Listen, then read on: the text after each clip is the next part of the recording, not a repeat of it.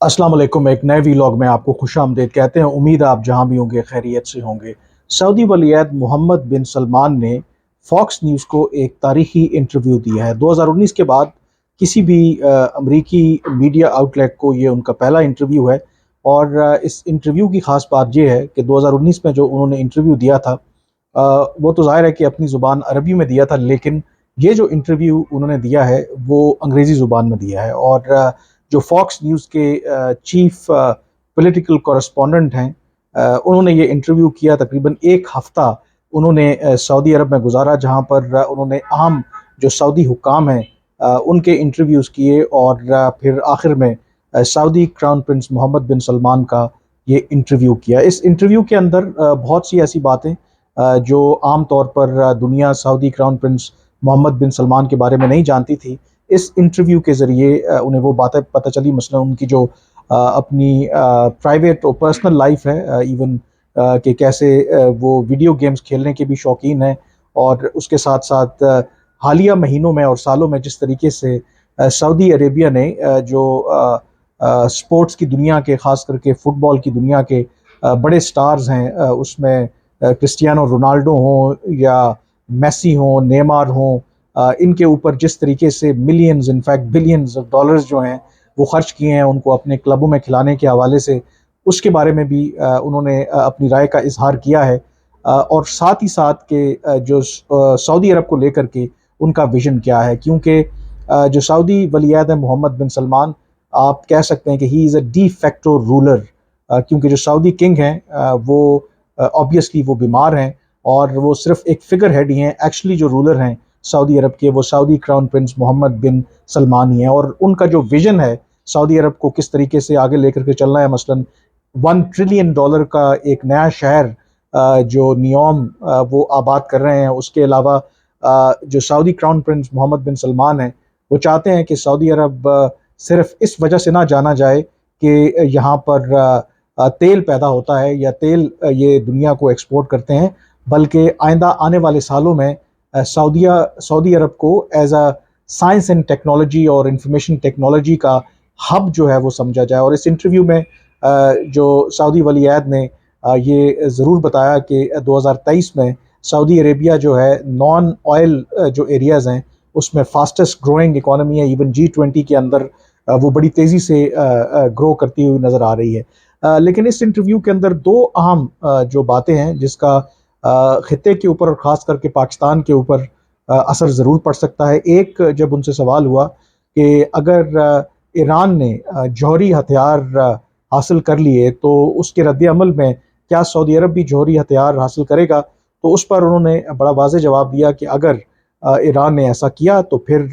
Saudi अरब भी nuclear जो weapons हैं उनको हासिल करेगा। और ये जो उनका जवाब है ये वही है जो 2019 में उन्होंने अमरीकी टेलीविज़न को इंटरव्यू दिया था और उसमें भी उन्होंने यही कहा था। और जो लोग इस खित्ते की सियासत को समझते हैं, I think this is very much stated policy of the Saudi Arabia कि अगर ईरान न्यूक्लियर वेपन्स एक्वायर करता है तो फिर सऊदी अरब भी वो न्यूक्लियर वेपन्स हासिल करेगा। लेकिन ईरान जो है पब्लिकली वो हमेशा ये कहता है, दो कि मगरिब इल्ज़ाम लगाता रहा है कि क्वाइटली ईरान जौहरी हथियार हासिल करना चाहता है, लेकिन ईरान हमेशा से इन इल्ज़ामात की और इन ख़बरों की तरदीद करता रहा है। और ईरान ने हमेशा कहा है कि वो कभी भी जौहरी हथियार जो है वो हासिल नहीं करना चाहता, बल्कि उनका जो न्यूक्लियर प्रोग्राम है that is meant for a peaceful nuclear technology. दूसरा अहम जो इशू जिस पर सऊदी वलीअहद ने अपने ख्यालात का इजहार किया और जिसका बराह रास्त पाकिस्तान के ऊपर भी इम्पैक्ट आ सकता है, वो है कि क्या जो सऊदी अरब है वो इसराइल को रिकग्नाइज़ करने जा रहा है, और क्या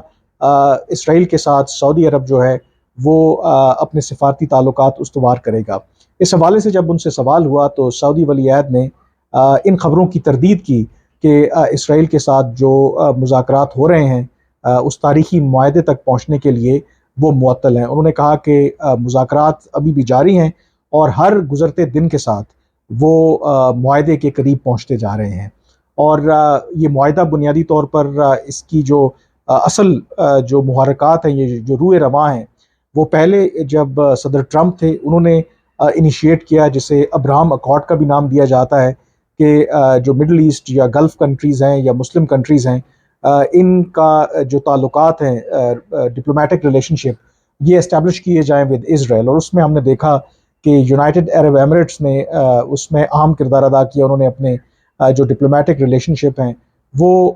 ود اسرائیل اسٹیبلش کیے. لیکن جہاں تک بات تھی سعودی عرب اور اسرائیل کے تعلقات اسٹیبلش کرنے کی، وہ پریزیڈنٹ ٹرمپ اس میں ناکام رہے، کیونکہ ظاہر سی بات ہے کہ سعودی عرب اپنے آپ کو مسلم دنیا کا لیڈر سمجھتا ہے، اور وہ فلسطین کی جو کاز ہے اس میں بھی اپنے آپ کو وہ لیڈر سمجھتے ہیں. اور جب تک فلسطینیوں کے لیے ان کے جو حقوق نہیں مل جاتے، یا ایک اسرائیل ایک آزاد ریاست فلسطین کا اس کو تسلیم نہیں کرتا، تو یہ سعودی عرب کے لیے اپنی عوام میں یہ سارا آئیڈیا سیل کرنا یہ بہت مشکل ہے. اور اس لیے وہ جو اگلا اس کا مرحلہ تھا کہ یو اے ای اور کچھ اور جو عرب ممالک کے بعد اسرائیل بھی ریکگنائز کرے گا، سعودی عرب بھی ریکگنائز کرے گا اسرائیل کو، وہ منصوبہ پھر آگے نہ بڑھ سکا. اور پھر اس کے بعد جب صدر بائیڈن آئے، جمال خشوگی کے مرڈر کی وجہ سے شروع میں تو ان کے تعلقات کے درمیان سعودی ولی عہد اور بائیڈن کے درمیان کافی ایک سرد موری رہی. لیکن اب ایک دفعہ سے پھر یہ باتیں ہو رہی ہیں کہ امریکہ چاہتا ہے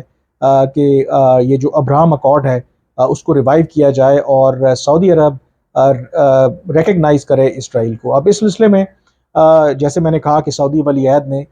یہ بالکل کہا کہ ان کے ساتھ مذاکرات جاری ہیں، اور ہر گزرتے دن کے ساتھ شاید وہ معاہدے کے قریب پہنچتے جا رہے ہیں. لیکن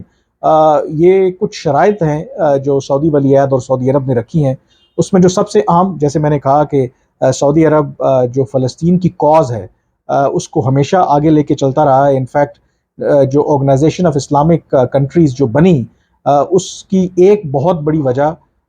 اسرائیل اور فلسطین کا تنازع ہی تھا، اور اس میں عرب ممالک اور خاص کر کے سعودی عرب نے مرکزی کردار ادا کیا. اب جو شرط سعودی ولی عہد نے رکھی ہے اس میں ان ڈیٹیل تو انہوں نے نہیں بتایا، لیکن یہ ضرور کہا ہے کہ اسرائیل کے ساتھ جو سفارتی تعلقات ہیں ان کو ریکگنائز کرنا یہ اس بات سے مشروط ہے کہ فلسطینیوں کو ان کے حقوق ملتے ہیں یا نہیں ملتے، اور وہ اپنے ملک میں ایک خوشحال اور خوشی کی زندگی گزار پاتے ہیں یا نہیں پاتے. تو اس کا مطلب ہے کہ جو ایک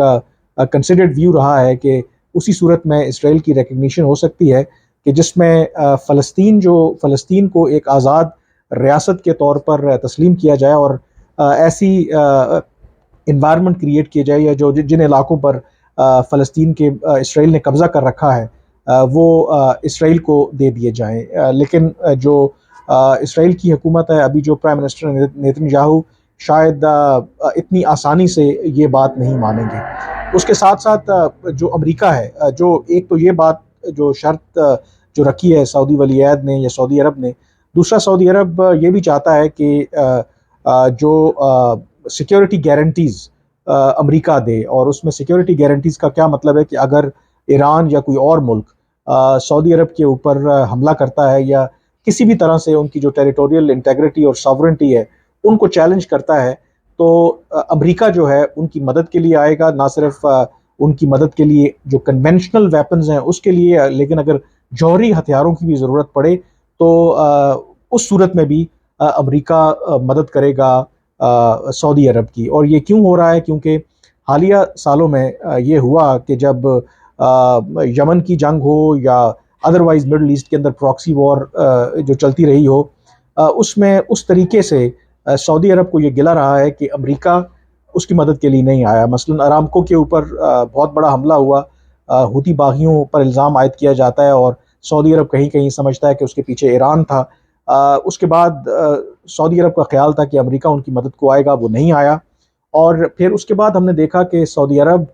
گریجولی امریکہ سے دور ہوتے ہوئے چین کے کیمپ میں چلا گیا، یعنی کہ چین کے ساتھ اس کے تعلقات بہتر ہونا شروع ہو گئے. اور اس کی ایک جھلک ہمیں اس طرح سے نظر آئی کہ ایران اور سعودی عرب کے درمیان اس سال مارچ میں ایک ہسٹورک بریک تھرو ہوا، اور چین نے وہ ڈیل بروکر کروائی جس میں دونوں ممالک نے، سعودی عرب اور ایران نے، اپنے سفارتی تعلقات بحال کرنے کا فیصلہ کیا. اور یہ کیوں ہوا؟ کیونکہ جب سعودی عرب کو یہ اندازہ ہوا کہ امریکہ اب ان کی مدد کے لیے نہیں آئے گا، تو انہوں نے جو خطے کے اندر اپنی سب سے بڑا جو رائیول جس کو سمجھتے تھے ایران کو، ان سے اپنی تھریٹ نیوٹرلائز کرنے کے لیے تھرو چین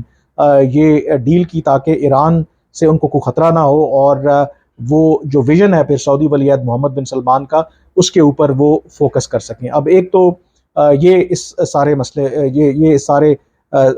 اس عرصے میں یہ چیز ڈیولپمنٹ ہوئی، لیکن امریکہ کے لیے سعودی عرب ایک اہم ان کا اتحادی رہا ہے، ایک اہم ملک ہے۔ تو پھر امریکہ کے جو پالیسی میکرز ہیں ان کو یہ خیال آیا کہ اگر سعودی عرب ان کے ہاتھ سے نکل گیا تو یہ تو خطے کے اندر تو پھر بڑی ڈرمیٹک تبدیلیاں آ جائیں گی، اور مڈل ایسٹ کے اندر امریکہ کے لیے بہت مشکل ہو جائے گا اپنے قدم جمانا۔ تو انہوں نے یہ دوبارہ پھر یہ کوشش کی، ایک تو اسرائیل والا یہ جو معاملہ ہے ڈیل ریوائیو کرنے کی، دوسرا جو سیکیورٹی گارنٹیز کی بات ہے، ایک پورا ایک ڈیل آفر کرنے کی بات ہو رہی ہے۔ اگر سعودی عرب اپنے آپ کو ڈسٹنس کر لیتا ہے چین کے ساتھ، جو تعلقات وہ بڑھانے کی کوشش کر رہا ہے، وڈرا کر لیتا ہے، تو اس صورت میں امریکہ عین ممکن ہے کہ ان کے لیے وہ سیکیورٹی گارنٹی بھی پرووائڈ کرے، اور اس کے ساتھ ساتھ پھر سعودی عرب ریکگنائز بھی کرے اسرائیل کو۔ تو یہ پورا ایک پیکج ڈیل ہے۔ اب اگر جیسے سعودی ولی عہد محمد بن سلمان نے یہ کہا ہے کہ مذاکرات اسرائیل کے ساتھ جاری ہیں اور ہر گزرتے دن کے ساتھ ہم ایک سٹیپ کلوزر جا رہے ہیں، اگر اسرائیل اور سعودی عرب کے درمیان کوئی معاہدہ ہو جاتا ہے تو جو اس کا دباؤ ہے یا پریشر ہے وہ پھر پاکستان کے اوپر بھی آئے گا، کیونکہ یہ بات بھی پہلے گردش کرتی رہی ہے کہ جیسے یو اے ای نے جب ریکگنائز کیا اسرائیل کو، تو یہ بھی سعودی عرب کی ہی ایک اسٹریٹجی تھی کہ بجائے اس کے کہ وہ خود پہلے یہ انیشیٹو لیں، اگر اس طرح کے خطے میں جو ممالک ہیں اگر وہ پہلے ریکگنائز کر لیتے ہیں اسرائیل کو، تو پھر ان کے لیے اسرائیل کو تسلیم کرنا قدرے آسان ہوگا۔ اور اسی طرح سے جو سعودی عرب کا ایک ماننا ہے کہ پاکستان جیسا ایک اہم جو ملک ہے، واحد اسلامی دنیا کی نیوکلیر طاقت ہے، اگر پاکستان اسرائیل کے ساتھ تعلقات اسٹیبلش کر لیتا ہے تو پھر سعودی عرب کے لیے آسان ہوگا اپنے عوام کو یہ بتانا کہ دیکھیں اب تو جو خطے کے نہ صرف اہم ممالک بلکہ پاکستان جیسا بڑا دنیا کا مسلم ملک جس کے پاس نیوکلیر ویپنز ہیں، اس نے بھی اسرائیل کو تسلیم کر لیا ہے، تو ہمیں اب پھر اس میں انتظار نہیں کرنا چاہیے۔ تو اس کی امپلیکیشنز پاکستان پر ڈیفینیٹلی ہوں گی، اور اس لیے بھی ہوں گی کیونکہ اگر اس وقت پاکستان کی معیشت کو آپ دیکھیں تو ہم جو ایک اکنامک ریوائول پلان لے کر کے آ رہے ہیں، جس میں اسپیشل انویسٹمنٹ فیسیلیٹیشن کونسل ہے، جس میں ہم نے گلف کنٹریز خاص کر کے سعودی عرب اور یو اے ای سے سرمایہ کاری اپنے ہاں لانی ہے۔ ہم سعودی عرب سے کہہ رہے ہیں کہ وہ گوادر کے اندر $12 ارب سے ایک آئل ریفائنری کا قیام عمل میں لائیں، پھر ریکوڈک کی جو مائنز ہیں اس کے جو شیئرز ہیں وہ سعودی عرب خریدے، پھر زراعت کے اندر آئی ٹی مختلف شعبوں کے اندر سعودی عرب اور یو اے ای جو ہیں وہ سرمایہ کاری کریں۔ تو وہ کہتے ہیں نا کہ دنیا میں کوئی there are no free lunches, تو اگر آپ خطے کے اندر جو ایک دوسری ڈیولپمنٹ ہو رہی ہے جس میں سعودی عرب اور اسرائیل معاہدے کے قریب ہیں، امریکہ کوشش کر رہا ہے، اور پھر اگر سعودی عرب پاکستان کے اندر اربوں ڈالر کی سرمایہ کاری کرتا ہے، جیسے آرمی چیف نے حال ہی میں لاہور اور کراچی میں جو بزنس کمیونٹی ہے ان سے بات کرتے ہوئے یہ انکشاف کیا یا دعویٰ کیا کہ وہ توقع کر رہے ہیں کہ اگلے 2-3 سالوں کے اندر سعودی عرب اور یو اے ای سے کم از کم $70 ارب کی سرمایہ کاری پاکستان میں ہوگی۔ تو اگر اتنی بڑی جو رقم یا اتنی بڑی سرمایہ کاری پاکستان میں ہوگی تو یقینی طور پر کچھ جو اسٹریٹجک جو فارن پالیسی کے ایشوز ہیں اس حوالے سے بھی پاکستان کو کہیں نہ کہیں لگتا ہے کہ کمپرومائز کرنا پڑے گا۔ تو یہ اب جو سچویشن ہے ایوالو ہو رہی ہے۔ آئی ایم شور کہ پاکستان کے اندر جو بھی فیصلہ کرنے والے ہیں، تمام سٹیک ہولڈرز ہیں، وہ ان تمام ڈیولپمنٹس کو بڑی باریک بینی سے دیکھ رہے ہوں گے کہ آج اگر ہم سعودی عرب اور یو اے ای سے اتنے بڑی سرمایہ کاری کی توقع کر رہے ہیں، اور پھر سعودی عرب کی جو اور یو اے ای کی جو ایک اپروچ ہے خطے کے اندر، کیونکہ اس میں ایک اور بہت بڑی وجہ یہ بھی ہے کہ ایک اہم جو یو اے ای کے وزیر ہیں انہوں نے حال ہی میں ایک بیان دیا کہ اب جو یو اے ای ہے اور جو گلف باقی عرب کنٹریز ہیں وہ جیو اسٹریٹجک ایشوز سے وہ اب بڑھ رہے ہیں جیو اکنامکس کی طرف، یعنی کہ وہ اپنے جو معاشی اور اقتصادی مفادات ہیں ان کو سامنے رکھتے ہوئے پالیسیز بنا رہے ہیں، اور اگر ان معاشی اور اقتصادی پالیسیز